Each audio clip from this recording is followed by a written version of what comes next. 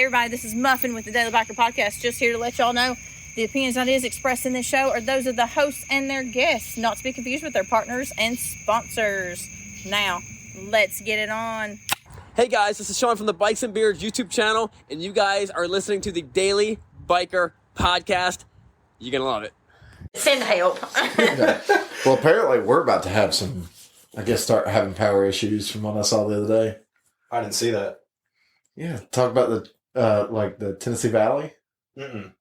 When did that pop up? Because I saw it like you know how the local news stations or whatever will like share stuff on Instagram or whatever. Yeah. I guess it was an article our current power grid system can't support much more growth than what we are currently having. And I mean, I can believe that, honestly. Well, we've already run out of sewer. what? Toilet water. Toilet water. Sewer. Sewer. Sure. Were you trying to say it Southern, or were you saying it the way you say it? I was trying to say it like you people. I say sewer. Sewer. Sewer. Sewer. Sewer. Sure. What? Sewer. And toilet water is actually water, not sewer. Yes, that is true. But then again, here in Chattanooga, we get charged the same regardless of whether the water comes in or goes out. Yes. We get charged on what goes in. Oh, I forgot to. Keep your screen on. Yeah. Come on, go through your thing. That'd be dangerous. Record an entire episode and then... The heck was that? Playing with the dogs. Record an entire episode and nothing actually gets recorded. It sounded like it was an explosion. No, that was definitely That's the probably dogs. just Bo. Bo thumping around. Bo was an explosion. The drunken Clydesdale. That is Bo. Mm-hmm. Yes. But yeah, no, it was just talking about the growth in the Tennessee Valley, about the power grid system or whatever. I didn't see that article. Yeah, well, because you do know we don't use Sequoia. Yeah. Like that power goes somewhere else. Yeah, we use, most of ours comes from... Hydroelectric. Yeah, the dam. Well, and Raccoon Mountain.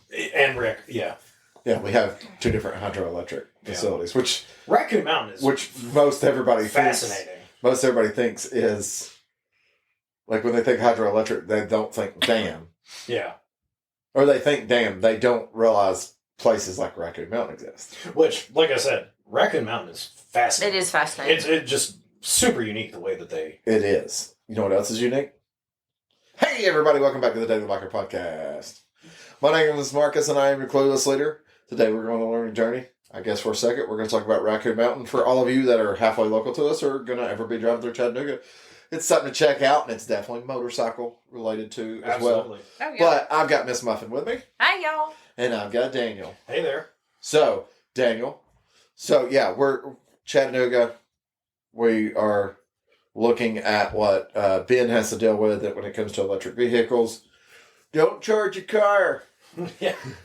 Everybody buy electric. Now don't charge it.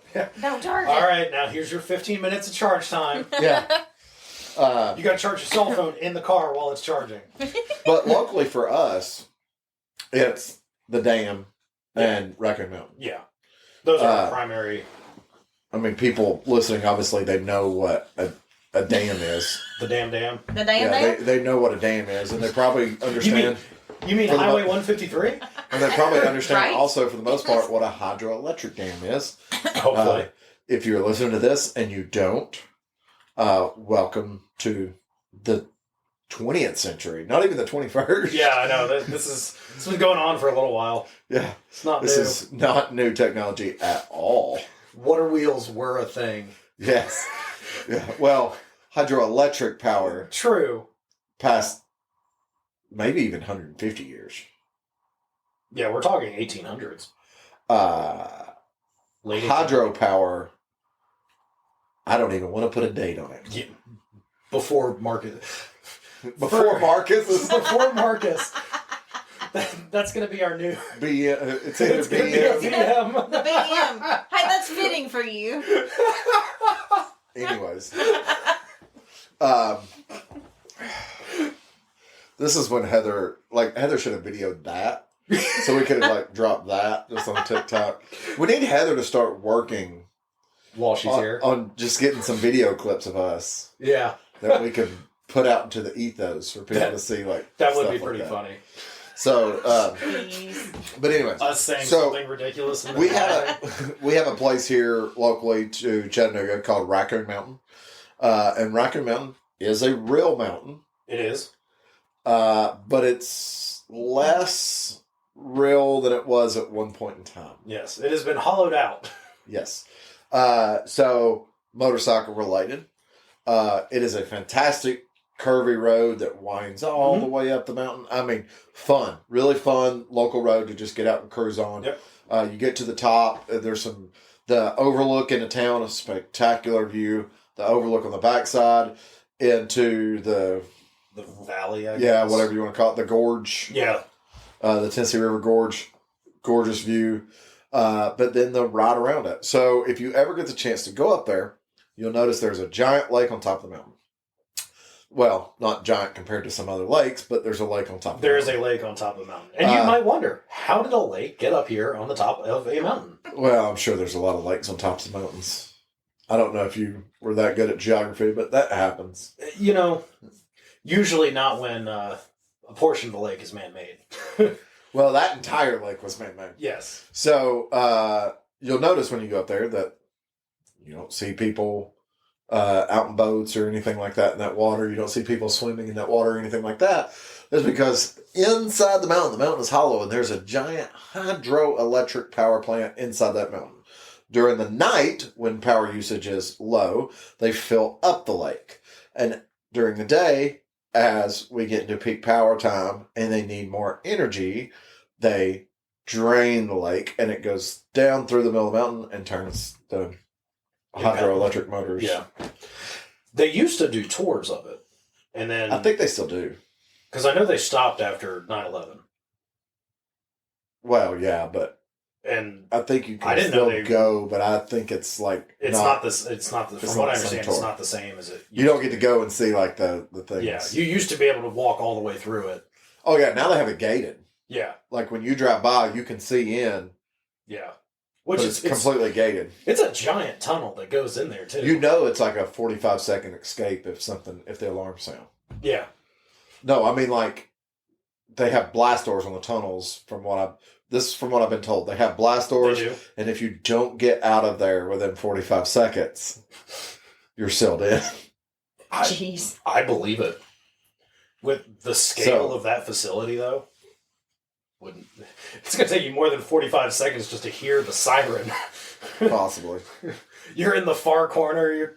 You're in the bathroom as it goes off. Lord. No. Yeah. So if you're ever in the Chattanooga area, want to make a pit stop, it's a cool little spot to just go check out. It's off of a decent riding anyways, because it's off of Highway 41. And there are times where you can get out there and the lake is completely drained, because they do maintenance on certain things, clear out the. I don't even want to say I have never seen it, but I think it's illegal to fish in that lake too. Yeah, you can't fish in there. I know there's fish in it because fish get sucked up into it. Yeah. But they haven't even been using the lake to full capacity here in the past several years, because you go up there and when I say past several years, I mean past like 20 years. Yeah. Because you have areas that's fenced in around the lake now, because the whole lake's fenced in, that you've got forests that are growing in the middle of where the lake's supposed to be. Well, that might have to change. Might have to start using the whole thing to its capacity. Yeah. Maybe so. Electric cars. We can't let Georgia have that water. No, that's the only reason we built it on top of a mountain. You can't get this. They have fault trying to get that water.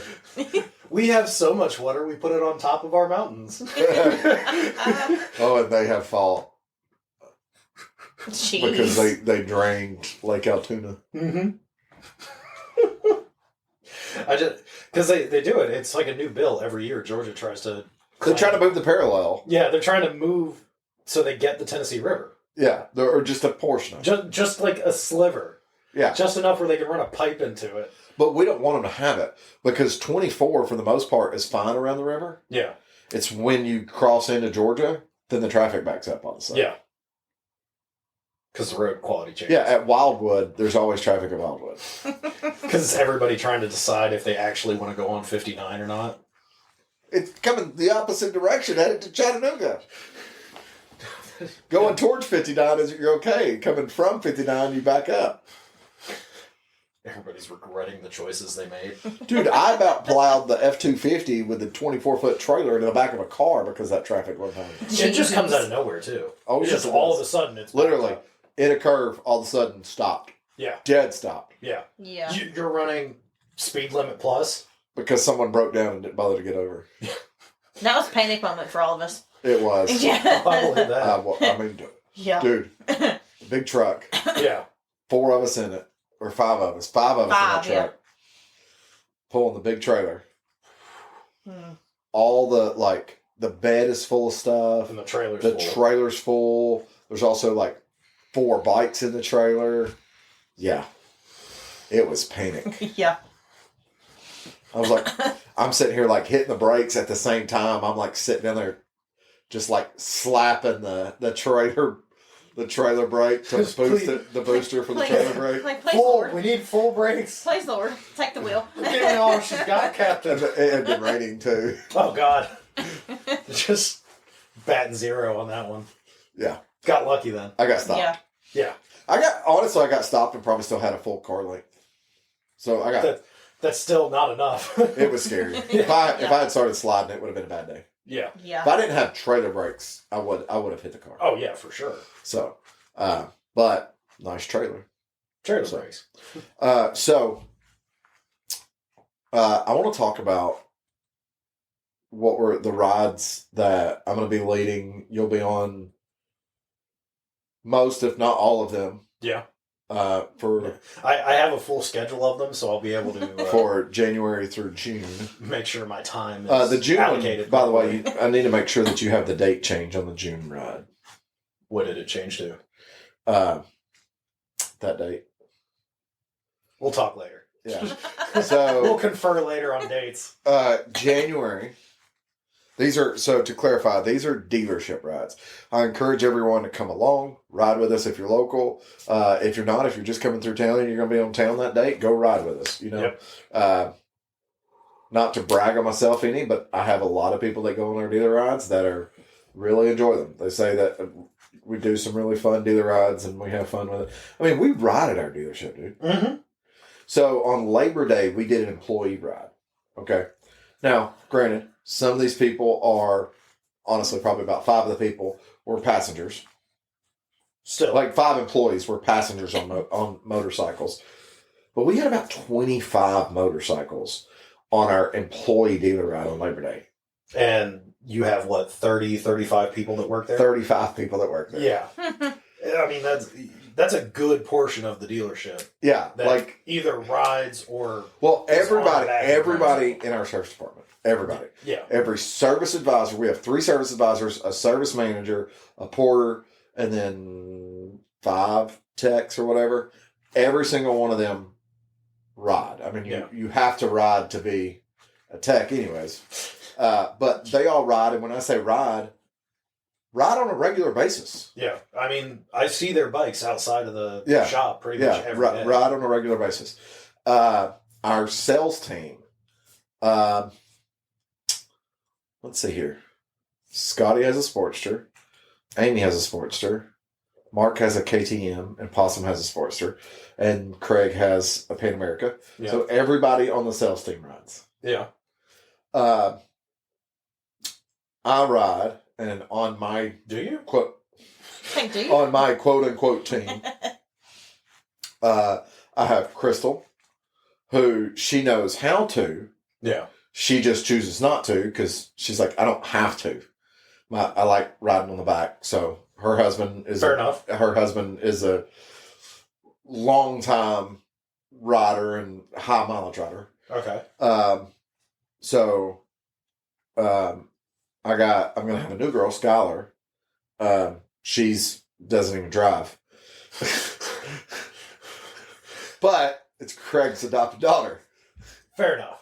So in Safe parts, to say she's been on the back of a motorcycle at some point. in parts department, Dave is 365. By the way, anybody that's listening to this that is on Facebook, that knows 365 riders on Facebook, that might not realize this, Dave, the one that started that, and I work at the same dealership.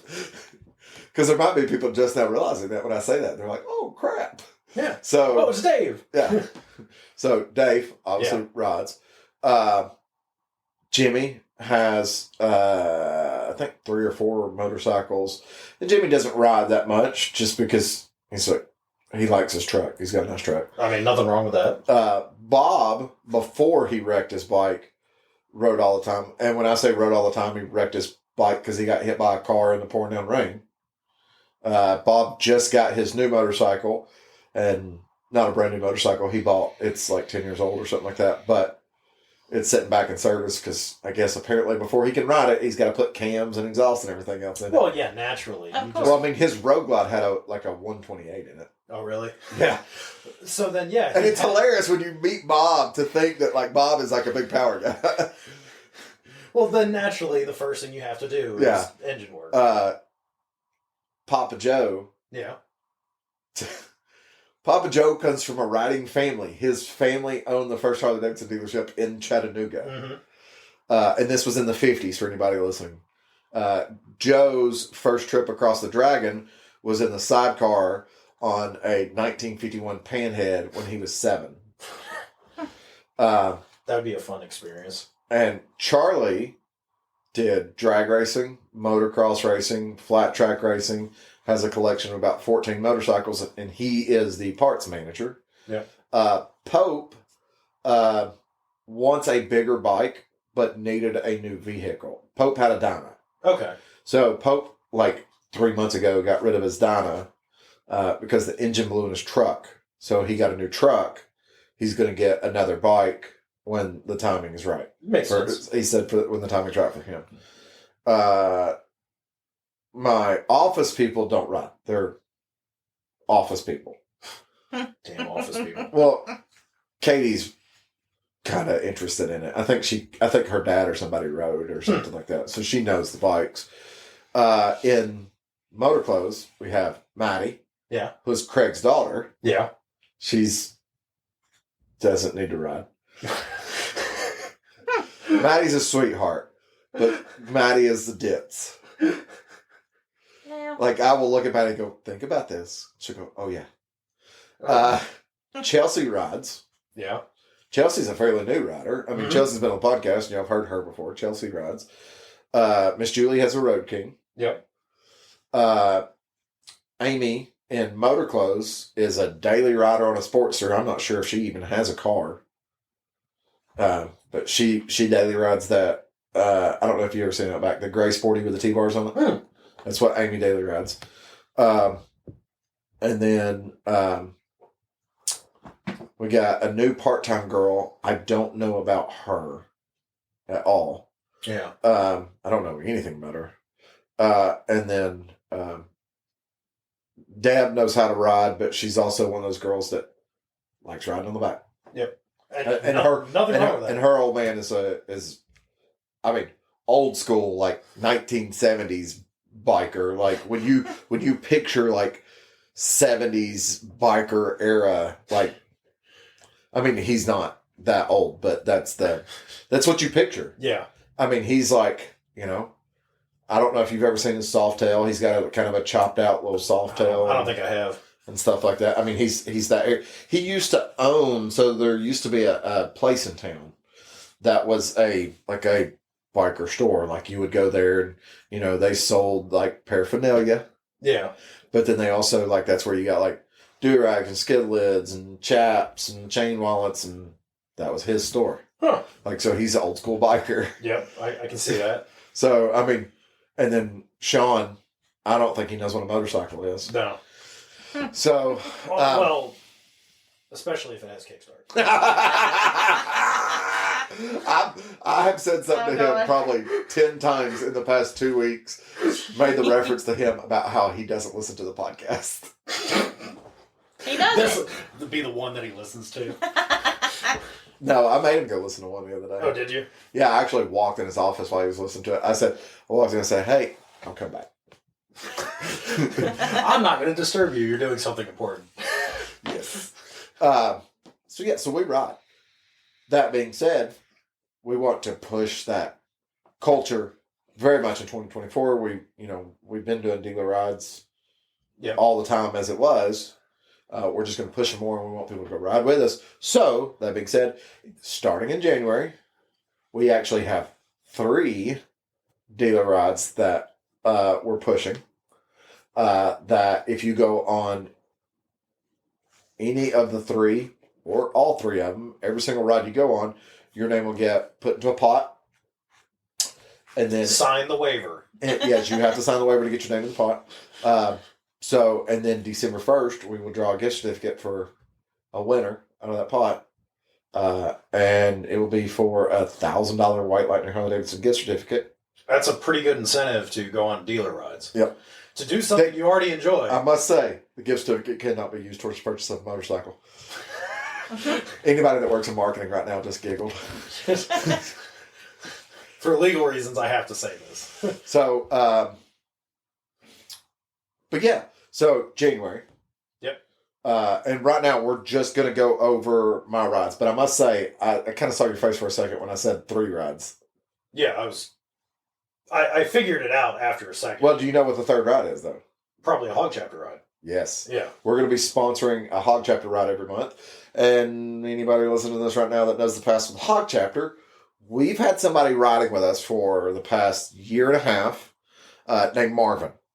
Marvin's late 60s. Yep. Marvin is one of those people that's been going, why aren't the hog chapter rides and events as fun as y'all's rides and events? And I said to Marvin, if you want to make a difference, make a difference. Marvin's going to be the head road captain. So he's making a difference. So we're going to, in January, it's going to be the polar bear ride for the dealership. And I'm just going over the dealership road rides. Sean leads the dirt rides, and the Marvin, for the most part, will be leading the hog rides, and I don't know all of their locations yet. So January, polar bear ride, short, like the 50-mile loop or whatever. Yep, around town. No, Birchwood 60 Dayton. Yeah. To me, that's around town. 27. Around Chattanooga. We're not really... It is. It's on the outskirts, but it is. Yeah. So that'll be in January. Yep. February is the Love Sucks ride. Suck Creek Road. So Suck Creek and the Pals Crossroads, back around down to 41. That'll be a good ride. And right back down running into Tiftonia, coming past Raccoon Mountain. Take a detour. Yes. March, doing a ride that we've not done before. Mm-hmm. Going to DeSoto Falls in Fort Payne, Alabama. And with that one, we will ride the top of Lookout Mountain pretty much the entire way down. The entire way from downtown Chattanooga to DeSoto Falls. That'll be a fun ride. Brand new. April. Can't remember what we're doing in April. There's something. Does it have bags involved? Heather, what ride are we doing in April? Oh, the Road Atlanta. That's right. So, glad you could wake up for that. I know all these specs. Hey, I'm comfy. So, Friday, April 19th, we will actually kick things up for the dealership about 2 o'clock to ride down to Brazelton, Georgia, where we won't go to the track on Friday evening because it'll be too late for anything. We'll just go to the hotel and then go get food and then get up to go to the track. I guess we'll probably be at the track at like 8 o'clock. Yeah. I mean, I think they start warm-up laps at like 8. Yeah, I think they did last time. So we'll try to be at the track sometime around 8:30. Anyways, we'll be there Friday night, and then Saturday for the we'll be there all day. King of the Baggers races. Yep. Well, we'll be there for all the races. Yeah. But King of the Bagger happens. Saturday night, we'll stay again in the same hotel. And then Sunday, we'll get up. We'll go back to the track. And we'll stay at the track until 4:30. I think the last race was at 4:30. I can't remember. Yeah, there might have been 4:30. Yeah, I think it was 4:30. And then they do the parade lap after that. Yeah, but we won't stay for the Sunday parade. We've already done that. Basically, after the last race on Sunday, we'll pack up and leave. Yeah, we'll leave Brazelton probably about 5 o'clock. Be back in Chattanooga like 8-ish. Yeah, that'll be a good long weekend. So that one is an overnight ride. So you will two night overnight. Now, if you can't, if you're local and you listen to this and you go, I wish I could go, I got to work Friday. Sean is going to leave the dealership on Saturday afternoon, sometime probably between 2 and 3 o'clock. Not with the intentions of going to the track on Saturday because it'll be too late. But he will get down there. We'll meet everybody for dinner Sunday morning. Get up, go to the track with all of us, and the group that goes down with him on Saturday will be at the track all day on Sunday. Yeah. So if you can't go, or if you can't leave Friday, you can leave Saturday. You can leave Saturday with the group, unless you want to just go down by yourself. Because last time that's what we did. Yeah. We left at like 8 o'clock in the morning and got down there sometime around lunchtime. Yeah. Went straight to the track. Yeah, just went straight to the track. And it worked. It did. Well, no, we stopped at the hotel first, didn't we? Did we? I thought. No, I think we went straight to the track. You're right. Yeah, we went straight to the track and then came back to the hotel. Yeah. Yeah. Yeah, because I think I remember the saddlebags still being full of everything. Yeah, you're right. Yeah, everything was still full. Yeah, because I think Saturday we were like stripping off gear. Yeah, because it was cold in the morning when we left, and it was hot down there in Brazelton, and then it was cold when we came back. Yeah, because I think we were stripping off gear, and we were like, I don't have anywhere to put this because my saddlebags are full currently.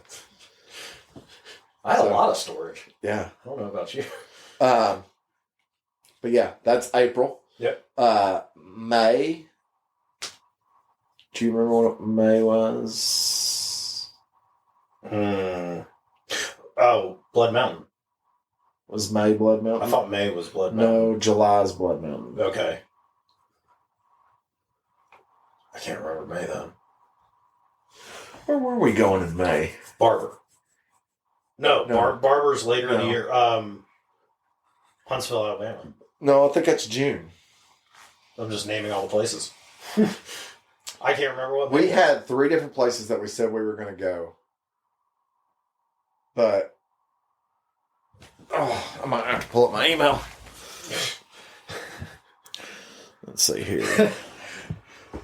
But the point of this is you've essentially planned out the entire year. Sorry, could you say that again?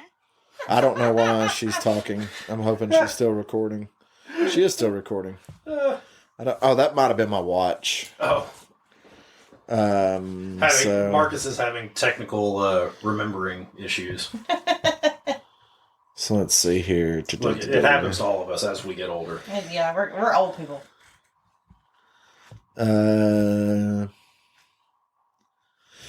May, we're riding up to Collins Barbecue. Okay, that's what it was. Because that was the one we went back and forth on. Trying to decide what we wanted to do. So, May, we're going to ride up to Collins Barbecue. In June, we're going to go to Huntsville to go to the Space and Rocket Museum. Which I think will be fantastic. Yeah. That'll be exciting. Now, we do know these are not 100% locked in, but this is about 90%. Tentative schedule. This is the tentative schedule. July, Blood Mountain. Yes. August, Barber. Yeah. September, Dragon and Skyway. Yep. October, Adams, Tennessee. November will be some sort of Chattanooga local ride. Yep. Which, if you are local, I urge you to come out, do the dealership rides. It's not Harley specific. You can show up on any bike that you have. We've had a lot of people come on every type of bike. Motorcycles with bald tires. Yeah. Every type of motorcycle. Even ones that don't run well. It's fun, though. I mean, that's the thing. Like, me and Marvin were talking, and there's some things that, some rides that I've done in the past that the Hog chapter is going to pick up and do those rides in place. So people that might want to go back up to the prison, back up to Brushy Mountain. Yeah.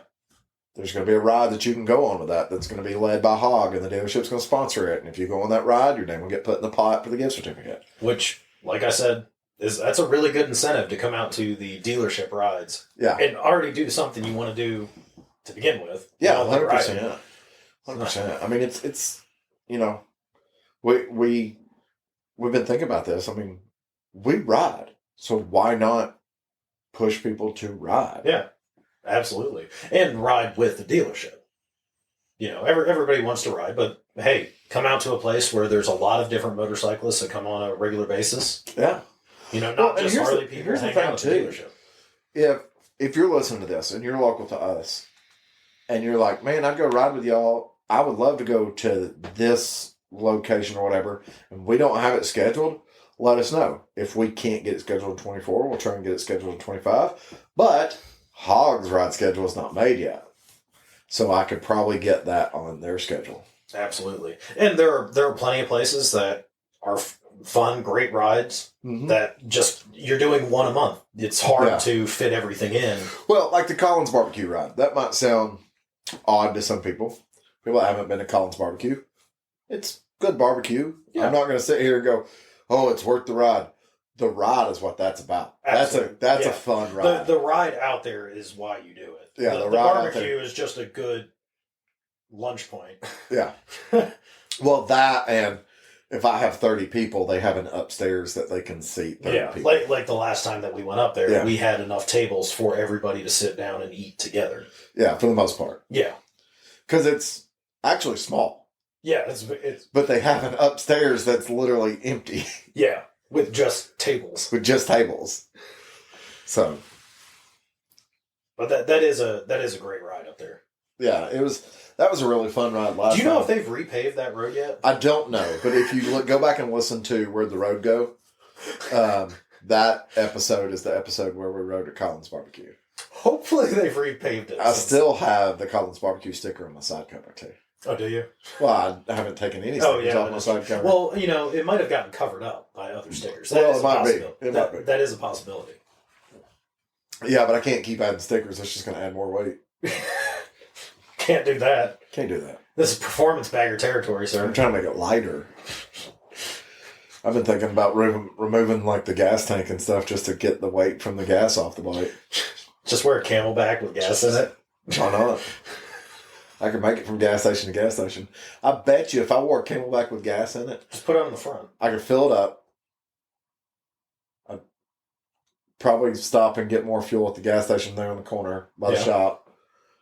I bet you I could make it to the Speedway. It's about 300 yards down the road from that other gas station. After I filled up, I'll stop and fill up again. Yeah, you'd have to fill up, and you might have to coast it into the parking lot. Yeah. I'm not going to make home. No. You'd stop at every gas station between the dealership and your house. It's 2. Well, if you take Lee Highway. 1. Where do I turn? I was thinking Shallowford. Okay. 1, 2, 3. Oh, that one on the corner is closed. Right there at Shallowford. 4 gas stations. 2 the way I normally go home. 4 if I go that way. 2, 3. 3 if I turn at Stanford Gap.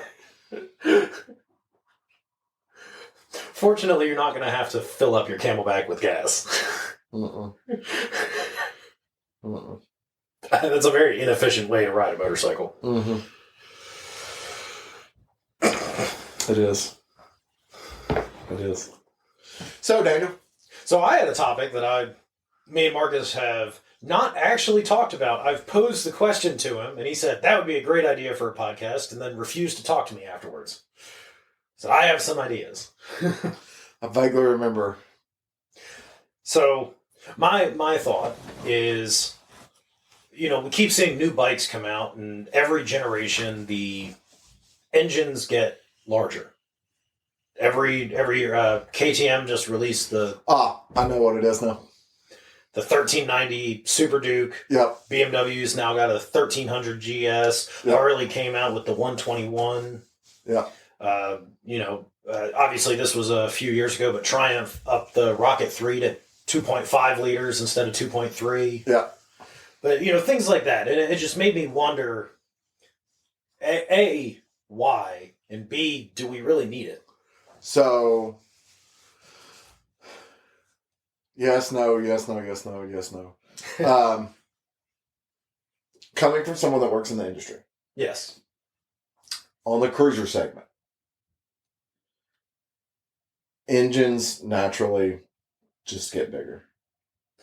Will there be a cap, though? At some point, At some point in time, there has to be a cap. But at some point in time, I think right now we're almost banking on electric to take control before that cap really is discovered.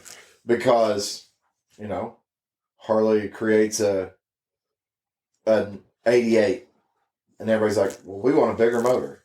Okay, well, here's your 96. Well, we want a bigger motor. Okay, here's your 103. Well, we want a bigger motor. Okay, here's a 110. Okay, here's a 107. Okay, here's a 114. Okay, here's a 117. Okay, here's a 121. Okay, here's a 131. Okay, here's a 135. Yeah. People keep wanting bigger motors. That's the problem. But not in every segment, though. Because you look at like the CBR 1000, the GSXR 1000, They're locked in, though. Well, that's what I'm like. They focus on the technology of the bike. Well, sometimes they may let it run for 10 years. They all stay, for the most part, at 1,000. Yeah. On top of that, they haven't. Because all those bikes that you just mentioned started out as 900s. 750s or 900s at some point. CBR 900. Yeah. CBR 929. Yeah. CBR 954. You had the 919 too. 919's a different bike. I'm talking about the CBR. Oh, the CBR. The CBR. Okay. The 919 was a CB. So Yeah. CBR. Yeah. 900 RR. Yeah. CBR 929 RR. Mm-hmm. CBR 954 RR. Yeah. And then they started calling it a CBR 1000, although it went from a 996 to a 998 to a 999. Yeah. And I think now it's a 1001. I think you're right. So the motors are getting bigger. But not the naming of it. Yeah, the name is staying the same. But the only ones that changed was from a 900 to a 929 to a 954 to then where they're at now. The 998. So the engines have been getting bigger by small displacement, by very small increments. And all of those have across the board. Yeah. Okay? In the Japanese spectrum. And when you look at it, it's not that far off from what Harley did. It's at a different time point. Okay? Because... And I would say at a different rate, too. Well, no. Different time point. Here's why. Because when Harley Davidson introduced the flathead, okay, they had an 80 cubic inch flathead. Yeah. Okay. We're talking about 20s, 30s era. Sean's shovel head was a 1979. Yeah. And it was 80 cubic inches. That was the biggest motor they made for like 50, 60 years was 80 cubic inches. Yeah, and that 80 cubic inches is like 1,300 cc's, somewhere Something like around that. there, if I recall correctly. That was the biggest motor they made for what has probably been the longest part of their career. Yeah. Okay. And then they went to 88 cubic inches. Yeah. Actually, I think the Evo was even 80 cubic inches. Was it? I think the twin cam went to 88 cubic inches. So if and that's the case, yeah, then we're talking about almost 100 years of 80 cubic inches. So it's a long time. We'll say. I mean, you might want to look this up to verify. I feel like my numbers are off. Look up flathead, 80 cubic inch flathead, and see what dates you have on that.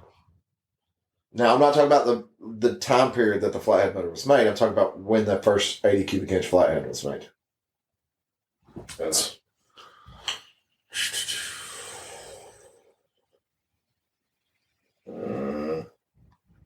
not giving me a... Hold on. There we go. Not sure if it was 80 or 74.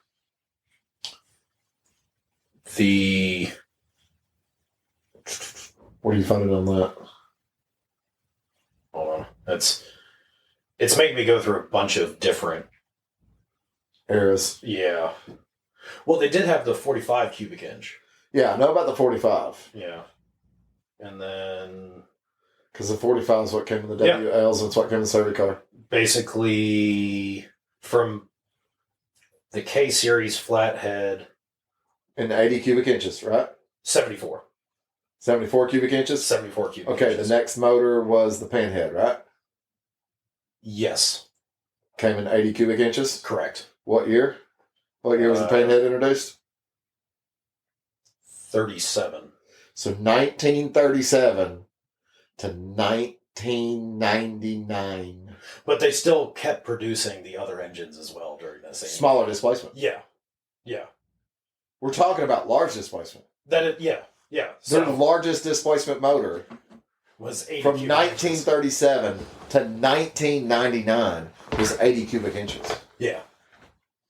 Which Since 2000, we'll call it, because it was 99 was an awkward year because it was like half the bikes got this, half the bikes got that. Same thing in 2017. In 2000, as we'll call it, yeah. 23 years, Yeah. we've went 88, 96, 103 standard motors. Yeah. 88, 96, 103, 107, 114, 117, 121.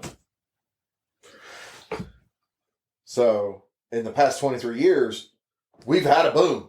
Yeah. Yeah. Sorry, could you say that again? But, no, I can't. In the past It's really trying to 23 get your years, attention. 24 years, we've had a boom in motor displacement. Yeah. But But we went,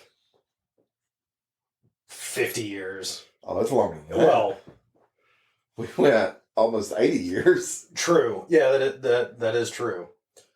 or 73 years, of an 80 cubic inch being the biggest. Yeah. Okay? Going from 900 to 1,000 was the course of about 20 years. Yeah. So, or 15 years. Now, it's only 100 cc's, and we're talking about 400 or 500 cc's. Yeah. Well, I will say if we're using the Honda example, they did already at that time have similar bikes with bigger engines. Yeah. They had the But even the then, Blackbird. okay, where's all my 250s at? Well, that was actually going to be the second part of my question. Like, I mean, nobody's nobody- making 250s anymore. Yeah, no one makes a 250. Everybody went to 300, and heck, people are starting to go to 400 now. What's going to 300 be kind of small. it's It's going to get to the point where people are going to start, brands are going to start bringing back like 250s. 300s. See, I think a 250 is a great bike. So, but your question is, so with like the cruisers, Yeah. I think it's natural evolution. Yeah. All brands have. Yeah, done it. everybody has, and I guess that's what kind of led me to pose the question, because you do see it, and I think with Harley specifically, there's a very rapid change, like we just discussed. Over the past 23 years. Over the past 23 years, it's like it seems like there's a new engine coming out, and they get larger and larger. What are people wanting? But is it also Harley that's driving that, or is it customers driving that, or is it the generalized market driving that? Because you already stated the Rocket got bigger. Yep. And that was other 2020, I believe, 2019, 2020. Other manufacturers got bigger. How big was a Honda Cruiser in 1995? What size was the Honda Cruiser? 750. And by You had the 750 and the 1100. I think there was also a 650 option. 2005 they had an 1800 Yeah. Cruiser. Yeah. I'm not talking about a Goldwing. Yeah, it went to you either got Talk about a VTX 1800. I think they had the VTX 1300 and then the 1800. Yeah. And then they got rid of the 1300 and it was just the 1800. Right. And then they got rid of that too. Right. Because it was a fast bike, a fun bike. It was not but very good. awkwardly Designed. Well, the handling the was... weight of it was in a very awkward position. Yeah. So, natural evolution, I mean, we could go across all the Japanese brands that build bikes doing the same thing. Yeah. We can't go across Indian because they're too new of a company. Yeah. Uh, they don't have enough history yet. So, since 2001. But on that end, yes. Okay. Now, KTM and BMW. Okay? Yes. So Same market class. correct. I know the bikes that we're specifically talking about are two Correct. completely different motorcycles. Now, I'm sure KTM will make a 1390 Super Duke Adventure R. They are. Yeah. They are. So even then, that's not comparable to the GS. But it's the same market class. Same market class, correct. The guys that ride,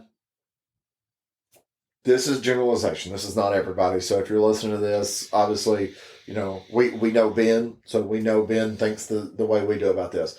But generalization of the rider. Okay, your Harley rider will not look or touch another motorcycle but a Harley. Okay, For the most part, yeah. Your Japanese brand riders, they won't look or touch another motorcycle unless it's a Japanese brand. Most of them are partial to a particular Japanese brand. Yeah. Okay, and they dog on Harley riders. Yes, Okay? we do. European motorcycle riders, They stick with their one brand or two brands. almost every European motorcycle rider I've known, they do stick with those brands. Yeah. But they know. Yeah. They're like, oh yeah, I've had 3 or 4 Hondas, or I grew up in a Harley family, or this or that. Those guys Yeah. usually know Other all these other brands. And they appreciate all these other brands, because I've experienced that going to ADV events on my street glide and having guys come up and talk to me. I got an old fat boy in the garage, or oh man, I started out on a Sportster, Yeah. all that stuff. Okay. Well, I mean, in theory, to do the ADV stuff up until recently with the Pan America, you had to go to a different brand. You couldn't stay with Harley. Unless you were building a Sportster. Yeah, but most people just wanted to buy something off the So, shelf. correct. But how long has KTM produced a 1290 for? I looked it up earlier today when I was at the office, but I want to say at least 5 or 6 years for the 1290. I think it's been longer than that. Well, it's the LC8 engine. Yeah, but I'm pretty sure it's been longer than that, because I think. Well, they had the 1190 before that. I think Mark's Duke 1290, I think, is like a 2010.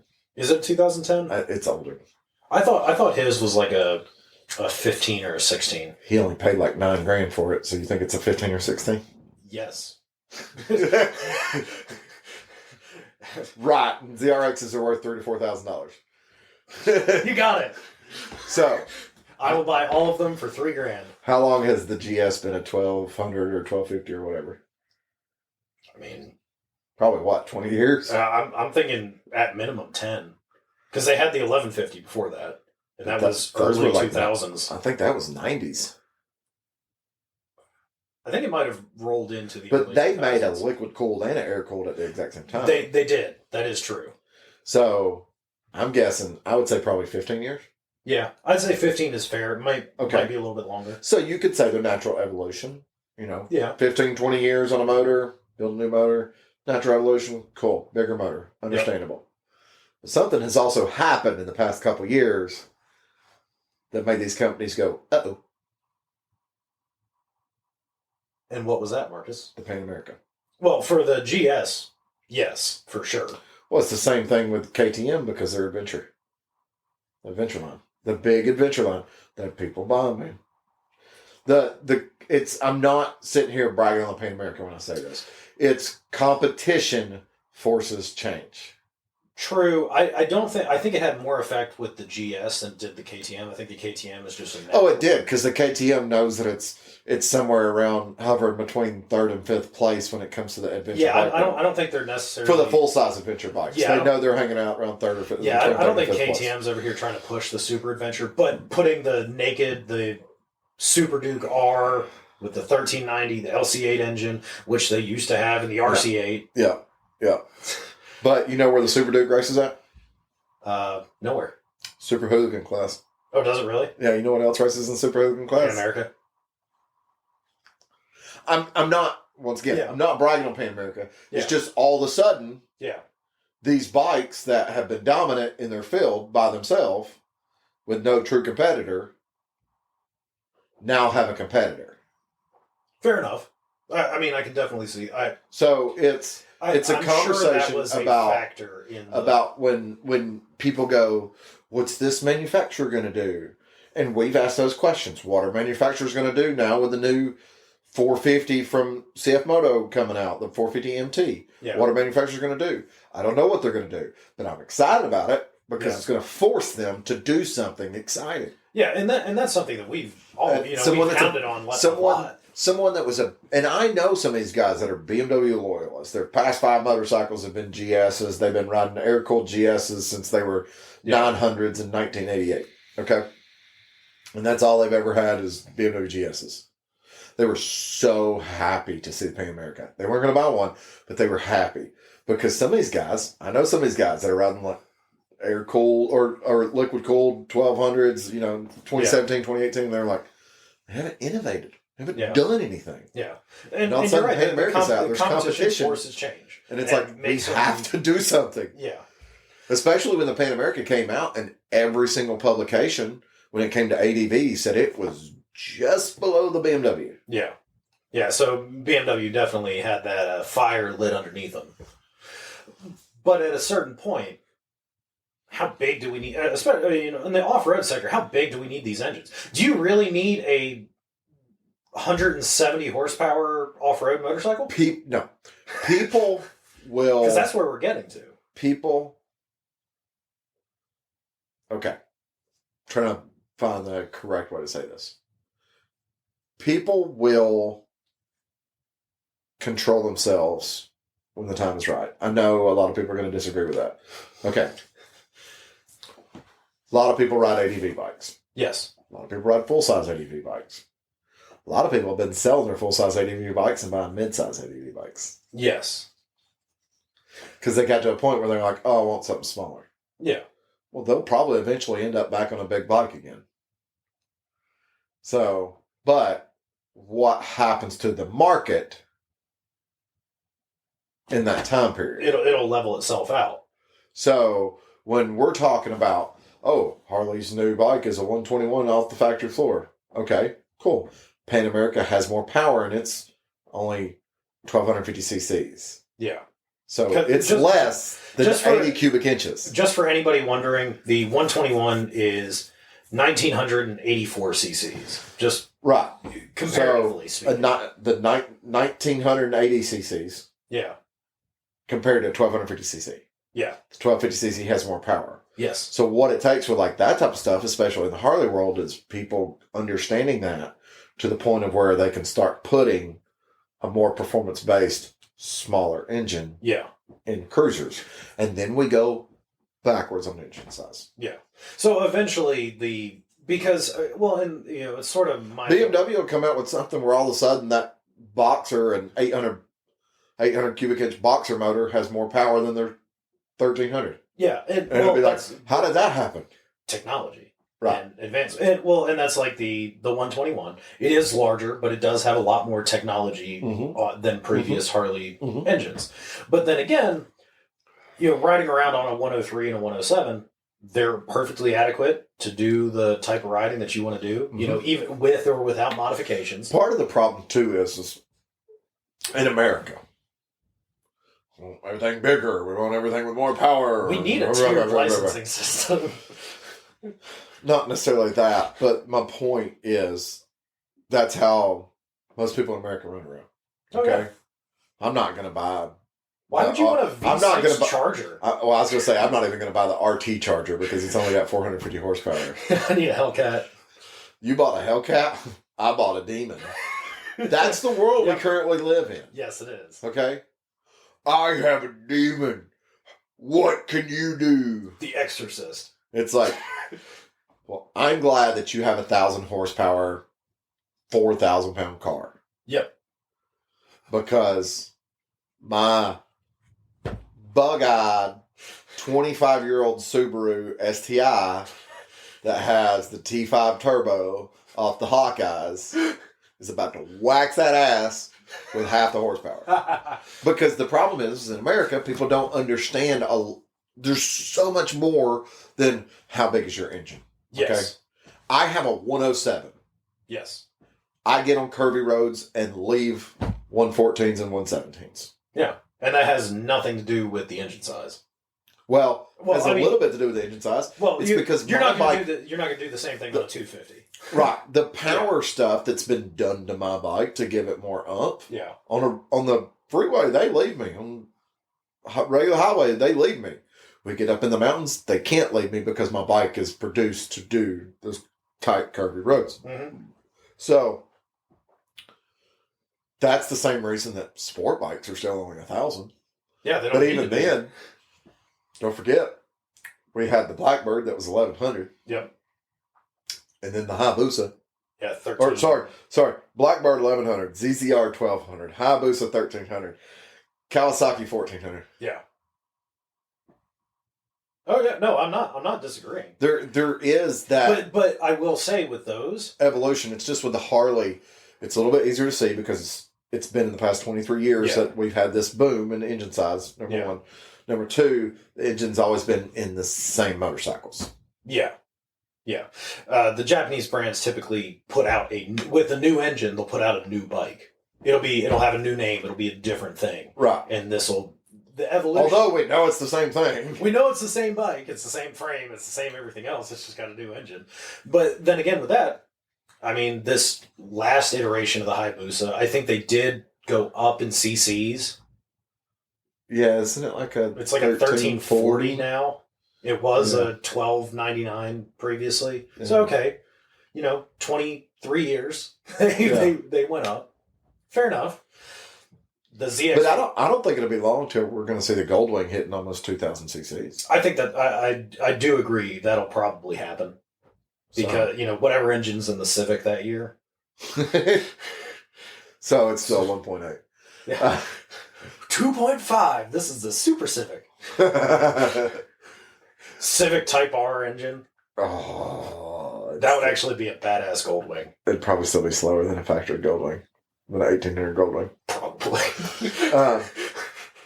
But I mean, that's the thing about it. Like, I remember you asking, and I was like, I can't say anything because I knew it would be a hot topic for me. Yeah. And it's not, I get the question. I 100% understand. Where does this stop at? Because I ask myself those same questions. I sit there and I go, because sometimes I feel like technology is going, the creation of technology is so fast right now. Oh, yeah, absolutely. Whereas it didn't used to be. Yeah. And I mean, and it is. Yeah, innovation is just moving. We're still going to hit a point of diminishing return where it's going to stop. Like, we're not going to have 3,000 cc motorcycles. What do you have to do, though, to get the rest of the world to understand that? Well, and the generation younger than us, the generation that's 20 years old right now and younger. Yeah, they'll get it. They do. They already get it. Yeah. They're not rushing out and going, oh, I got to get the Hellcat. They're going, no, I'm going to buy the RT. No, I'm going to buy this. No, they're not even saying that. They're like, why am I going to do that? I'm going to spend $27,000. I'm going to get an Accord Sport with a 2.0 turbo. Yeah, and it's just as good. And Does it's got everything I need. It gets 45 miles to the gallon and has 300 horsepower and could probably still leave a standard RT off the line. And you brought up an interesting... we're pissing off the Dodge owners bad right now. I am a Dodge owner. And I have been a Dodge owner. I currently own a Mopar product. Yeah, you do. But... Well... No, it is a Mopar product. I know. Don't even go down the Fiat road. Currently own a Mopar product. But... It's not Mopar if it doesn't have hubcaps. We got center caps. But... if we go back to 2003, 2004, take the Viper out of the lineup, the fastest vehicle that Dodge made. 2003, 2004. Oh, that was the SRT4 Neon. Yeah. Yep. They understood it at that time. Well, they did have the SRT8 Crossfire. It wasn't that fast. I know. I hate the Crossfire. It was like 385 horsepower. It's like, I got 300 out of my SRT4 Neon. All I did was... No, that was stock. Oh, yeah, it did, didn't it? Oh, yeah. There was several guys that had 400 horsepower SRT4s by doing like a just basic bolt-on. Like turbo upgrades. Yeah. That's why there's none left on the road, because they put all the power down but couldn't handle anything else. They're all up there on 129. The bottom of the ravine. So I guess I think even Killboy at one time had a. I wouldn't be surprised. Well, see, the best part about those is it was a quick car, but it was still a neon on the inside. You want to know the greatest thing about those cars? But it was a manual. Because I worked at the dealership at that time. Yeah. Worked at a Dodge dealership at that time.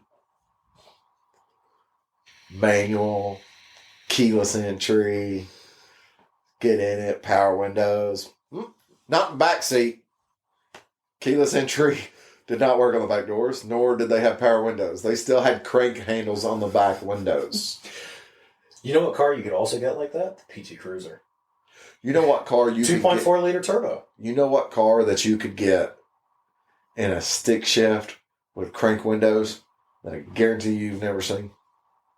What? Because probably most everybody listening to this podcast is going to go, nope, they didn't make it. Now I'm going to call bullshit because I've been in one. Grand Cherokee in the 90s. Not Cherokee. I did actually know Grand that, Cherokee. though. I was thinking 2000s. I was trying to say, what are they making in the 2000s? So when I worked at the dealership, everybody called them the General Editions. Mm-hmm. And I think it was just a joke on the whole Jeep thing or whatever. Yeah. But I guess they were like fleet vehicles or whatever. But I have been in inline six, four-wheel drive, with manual windows, manual door locks, Grand Cherokee with cloth seats. I've been in more than one of them. Yeah. So that would actually be nice to own.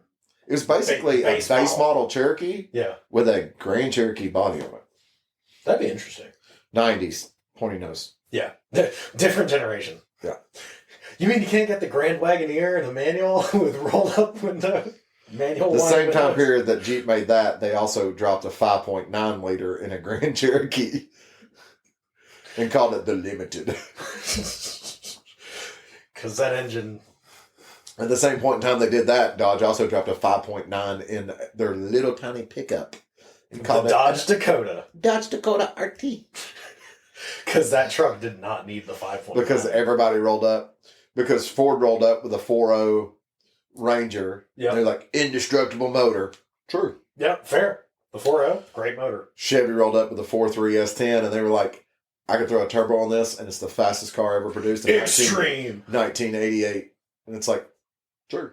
And then Dodge went, hey, I can put a motor in something that you can't drive because every time you step on the gas, it just smokes the rear end. This is the engine we put in our full-size pickup trucks. We're going to put it in this little tiny baby truck. Yeah. But, I mean, we've seen that we've now seen the opposite with cars. A lot of auto manufacturers are starting to go to They're going down. They're going down. And nobody seems to care in most cars. In car culture, it's a thing, though. Yes. Because in car culture, everybody... you can add a turbo. People are thinking about fuel economy and stuff like that. Yeah. So it's going to get to the point, I think Kawasaki had the right idea and then just didn't produce when they were going to build that 500, what was it, turboed or supercharged or whatever a couple of years ago. Yeah. Well, maybe now 10 years ago. They should have done it. Well, and I think the ZH2, the supercharged bike, was on... It kind of follows sort of what you said. Build the flagship. Build this coolest, They were going to build a bike that was as fast as a 1000. ZRX 1000, but as a 500cc bike. Yeah, with a turbo. And that's what it was going to be. It was basically going to be a ZRX 1000. Yeah. But it was going to be a 500cc bike. Yeah. That was boosted. Yep. And it was going to put out the same amount of power, roughly. And they should have done it.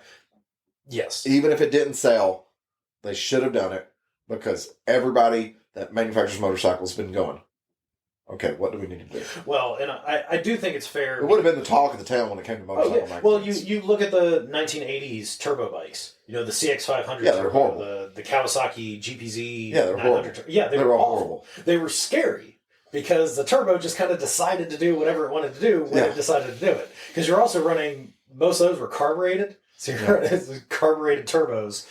It's kind of sketchy. But you brought up a very interesting point that I wanted to touch on. She's asleep. She's out.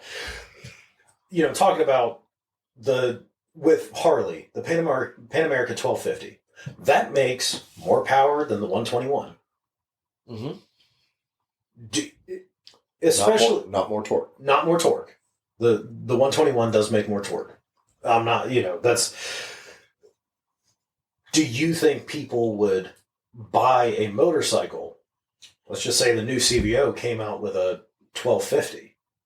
Nobody would. I don't think anybody would buy it. They're like, why we go small? I don't think that mentality in the motorcycle. Like if they did it in 2024? Yes. No. It would take years down the road. But how do you get to that progression, though? You just got to stick with one engine for a long period of time. You have people quit walking in the dealership going, why are they producing that? That's stupid. Yeah. I get, yeah, that's sort of, because... They tried this before. It's called the V-Rod. Ah, that is true. I'm not saying the V-Rod was a great bike.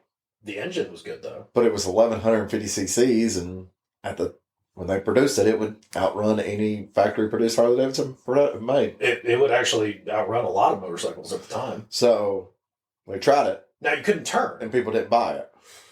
Now, if they did it today, it might be a different story. Yeah. They basically have, though. Yeah, with the... Sportster S. Yes. So, what it's going to take, I'll tell you what it's going to take. And Harley has people that get paid a lot more money than I do to think about this. And when I sit here and I look at what Harley's doing, and I have to force myself to think about it and go, okay, why did they do this? Okay. What is Harley-Davidson's entry-level motorcycle right now? Brand new entry-level motorcycle. The Nightster. The What motor does it have? 975. The Rev Max. Yeah. So you get a whole new generation coming in, Yeah. buying Harleys. So start And them they're out on that motor already. So then when you tell them, if Harley bumps it up and says, oh, we did it as a 1350 and it's in a soft tail, Yeah. people go, hell yeah.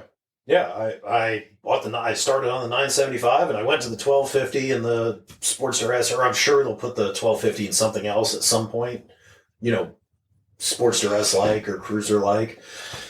Hey, now it's a 1500 or a 1350. But then we get back to the question about at what point in time do you get too big? Exactly. You're just going to have to keep, this cycle's just going to keep, because, I look at the GS, the people that go out there and buy the new GS 1300. Yeah. If in 2026 BMW is like, well, we're not doing a 1350, but we're going to do a 1200. Well, Harley has a history of running somewhere in the average 15 to 20 years on a motor design. Yes. Okay. And we've generalized motor design.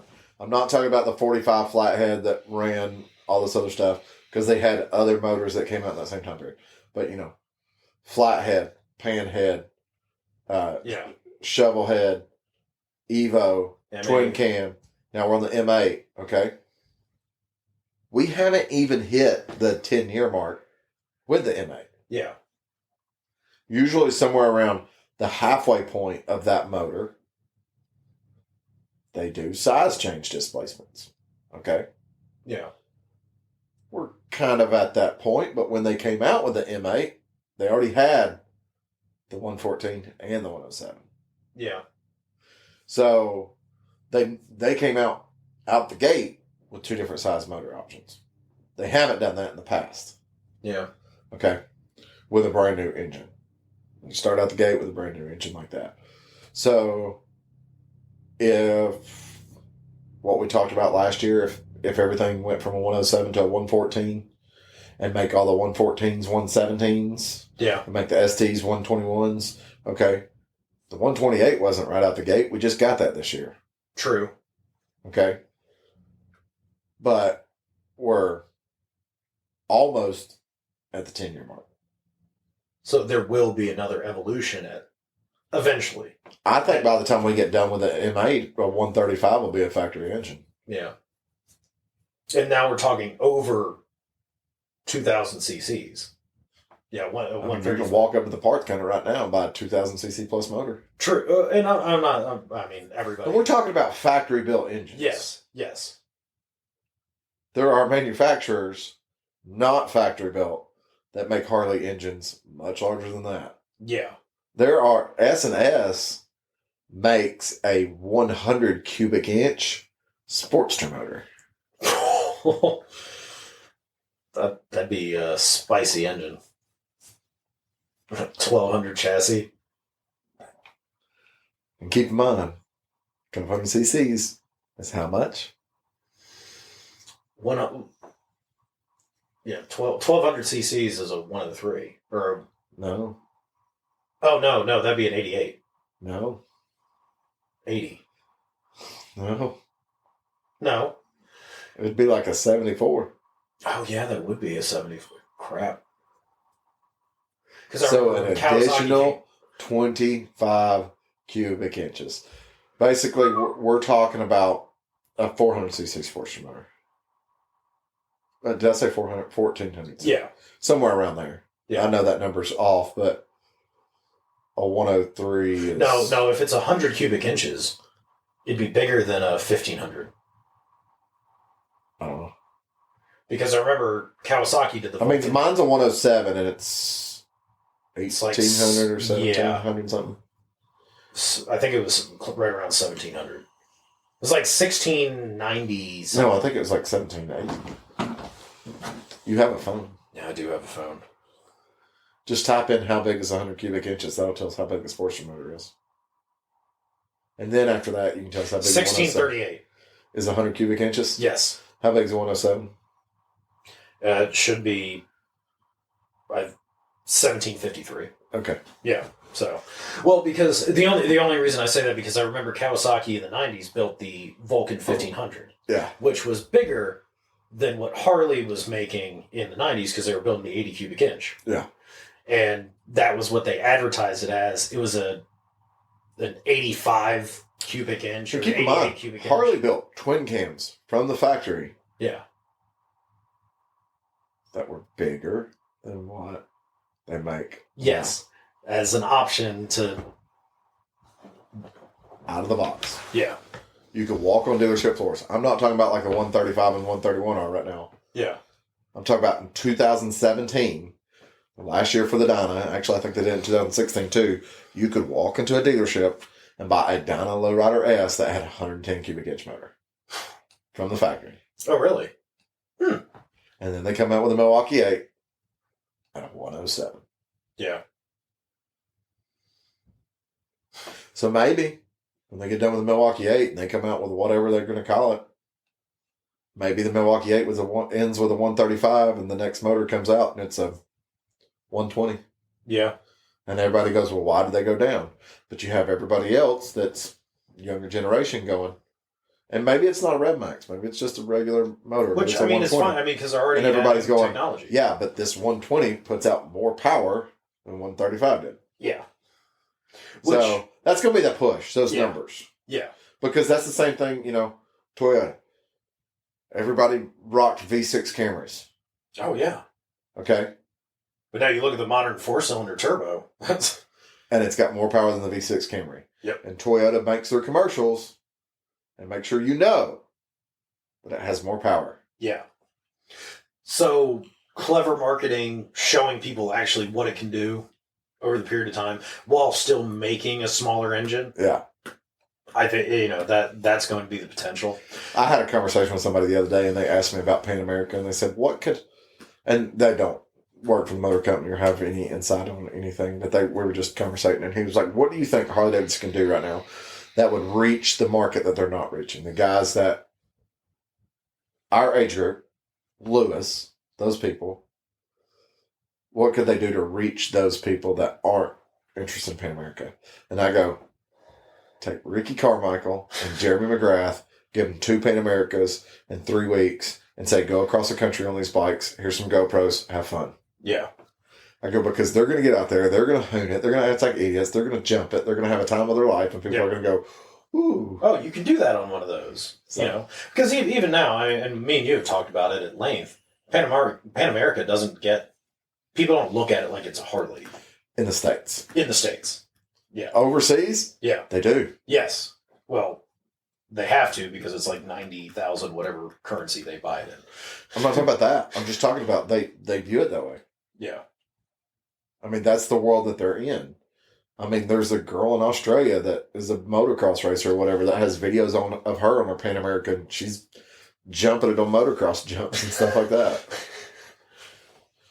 So, but the Pan America is in the right hands in the States right now for that market. The only problem is the only people that are paying attention to that market currently are people like me that pay attention to bagger culture. Yeah. Because it's the same guy. Because you take the guy that has the bagger that he's stunting on.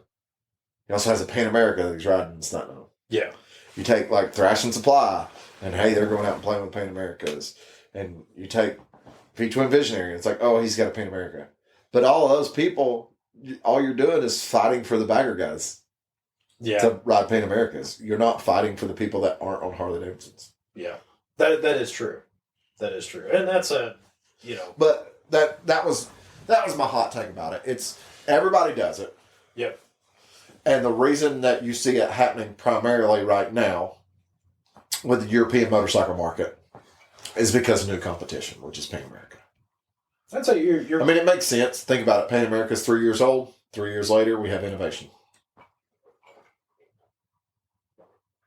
I definitely believe that is a factor, but I think it's the biggest factor. As we've already discussed, Natural evolution. Yeah, there's natural evolution, and they just keep getting bigger. If you were to pick a cap? The final question that I have: if you were to pick a cap for a motorcycle engine size, because right now the Triumph Rocket 3 is the largest. Are we talking about just base as a whole? Yes, because the 2.5 liter, the 2500cc Triumph Rocket 3, that is off a showroom floor. And I know Harley sells bigger engines, but they're not. That's an extra type thing. That's a really difficult question for me because I ride a 107. Yeah. I've been on a 114. I've been on a 117. I've been on a 121. You get to a point where it's like, I have a little bit more power. A little bit more power. I have a little bit more power. And I get that there's no replacement for displacement. So, you take a 114 with the same mods mine is, it's faster. You take a 117 with the same mods mine is, it's faster. You take a 121 with the same mods, it's faster. 131 faster. 135 faster. And of course, you get to a point where the bike without any mods is faster because there's no replacement for displacement. Yeah. But every time my bike bigger, at a 107 weight is 100% capable of doing anything you want it to do. Well, and that's kind of where I've... But like a 121 is not any heavier than mine. True. Well, technology's improved. They can make a bigger engine in the same weight range. So, I mean, it's a difficult question. If I was to buy a bike to just do interstate cruising on, as long as the weight didn't go up, I don't care how big the engine is. Yeah. Because I'm not hot rodding it. I'm just cruising the interstate. Yeah. And the bigger the motor, the less power it takes to make it go. I would agree with that. You can work the engine less. It seems like manufacturers in the past have kind of 2,000 cc's is where they hit that point and then they come back down. I think honestly somewhere around 2,000 cc's, you probably start getting to a point of diminishing return. Yeah. You go from 103 cc's to 103 cubic inches to 107 cubic inches, or we'll count it as cc's. Okay, yeah. And we'll do it on the Harley motors. Okay. You go from 1,650 to 1,750 cc's, and it's like, hey, we gain 10 or 15 horsepower, 10 or 15 torque, and then you go up another 100 cc's, and it's like, hey, we gain 14 and 13. And there'll always be more, but that gap of how much is going to diminish. And it's just until they add extra technology like they did with the 121 with the variable valve timing. Right, the 121 with the variable valve timing, it's like, hey, it's got like 115 horsepower right out of the box. And I'm like, oh, that's cool. But it's got like 135 foot-pounds of torque right out of the box. Yeah. And that's a big jump from the 114 and the 117. Well, yeah, the 117 right out of the box had like 100 torque. That's what I'm saying. Like, that's a huge jump. Yeah. So, maybe That because the 121 is right there at that I think 2000 they have cc. it listed as like 110 torque, but I don't think it actually puts that now. Everything I've seen, for the 117, 114. 117, yeah. Yeah. 114 and 117 are the same motor. It's just 3 cubic inches of displacement inside the piston. I can put bigger jugs and pistons on my bike and not do anything else and have a 119 or have a 124 or have a 128 without doing anything else to it. Just bigger jugs and pistons. Just stick them in your saddlebag. So, and I've considered it. I can go to a 119 for about $700. It's not bad. Not bad at all. But it's about another $100 if I just want to go to a 124. But at that point, are you going to really gain anything? I talked to someone the other day that had a 124 with my same cam in it, and he said it's a sweet spot. Because at that point, 124, you are talking over 2,000 cc's. But a 124 with my cam, is almost spec as like what a factory 124 should be at. Just a mild engine at that point. Yeah, just a mild 2,000 cc motor. Yeah. But people get so caught up on this. I mean, I have people all the time still ask me, they'll be like, man, how big is that thing? And I'll be like, it's a 107. They'll be like, I don't know what that means. And I'll be like, it's like 1,700 something cc's. And they'll be like, holy crap, that thing's huge. They're used to a 1,000 cc bike. Yeah. And we've talked about that at length as well. Just because it's 1,000 cc's and just because you have 1,750. There's the engine design is completely different. Yeah, long stroke pistons or short stroke pistons. Well, and like I said, a point of diminishing return. In long stroke, it's a completely different world. Whereas in short stroke, your difference between 600 and 1,000. What's your power difference? Depending on the bike, and how they do. 600s are CBR 600, CBR 1,000. I think the 600s are right there at like 115, 120, 130. Okay. The 1000s just shy is like 160, 180. Okay. In that range. But we're talking about 400 cc's. Yes. You're talking about 30 horsepower difference, roughly. 30, 40 maybe. Over 400 cc's. Yes. You would think 400 cc power difference on a Harley is 60 or 70 horsepower. Yeah. Yeah. Because let's look at it. A 1,400, essentially. Mm-hmm. So somewhere, what did we say? 100 cubic inches what? That was... 1,500? It was 1,600. 1,600? Okay, and they're like 80. Yeah. 400 cc's later, getting to a 135. Yeah. And we're like 140 horsepower. True. That is so true. 60 horsepower difference. Long stroke. It's a big jump. It's a big jump. And we're also talking about like 80 torque difference. See, now we need to figure out like CBR 1,500 RR. No.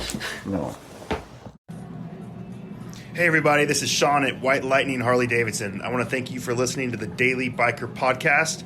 You can reach the podcast on Facebook or Instagram at The Daily Biker, or you can email the podcast at thedailybiker@gmail.com. Be sure to keep an eye on White Lightning Harley Davidson social media pages for the most up-to-date information on all our events and where you can find the boys.